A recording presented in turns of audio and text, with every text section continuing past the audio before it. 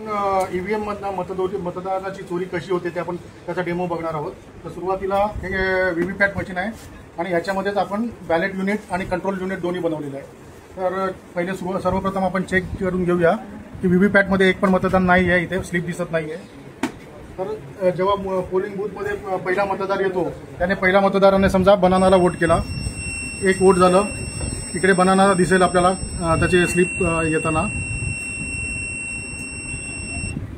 दुसऱ्या मतदाराने पण बनानाला वोट केलं, त्याची पण स्लिप दिसली इथे। इथेच तिसरा मतदाराने वॉटरमेलनला वोट केलाय, त्याची पण स्लिप आपल्याला दिसेल व्हीव्हीपॅट मध्ये।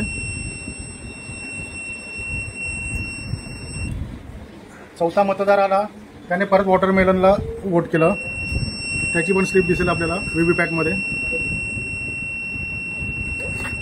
आता आपल्या माहितीसाठी 4 मतदान झाले, 2 बनानाला आले, 2 वॉटरमेलनला आलेले आहेत। तर आपल्याला याचा रिझल्ट बघायचा आहे काय झालंय। एक पण मत ऍपलला गेलेलं नाहीये। आपण शो रिझल्ट मध्ये जाऊया, शो रिझल्ट मध्ये शो काउंट करूया। तर इथे तुम्हाला दिसेल ऍपलला 2 वोट, बनानाला 1 आणि वॉटरमेलनला 1। जिथं आपण ऍपलला 1 पण वोट दिलं नव्हतं तिथं 2 दाखवतात। तर आता आपण समजा की चला याच्यामध्ये चुकीचं दाखवतंय, आपण याची व्हीव्हीपॅटचं काउंट करून बघूया। व्हीव्हीपॅटमध्ये जर काउंट केलं तर तिथं तरी आपल्याला बरोबर यायला पाहिजे। आपण बघितलेलं तर व्हीव्हीपॅटचं काउंट करूया।